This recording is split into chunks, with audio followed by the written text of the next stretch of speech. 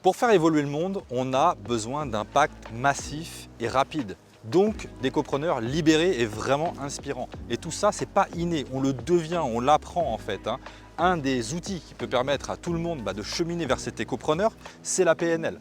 Donc la programmation neuro-linguistique. En PNL, on part du principe que l'excellence peut se modéliser en fait. On peut créer de nouveaux schémas de pensée et de nouveaux schémas d'action pour franchir de nouveaux seuils. En ayant par exemple une vision claire et inspirante, utilisez votre entreprise comme une force de changement. En PNL, on appelle ça l'intention positive. Vous devez avoir un but qui vous transcende en fait et qui vous met en mouvement et booste votre détermination chaque jour. Par exemple, on prend Mohamed Younous, le père du microcrédit.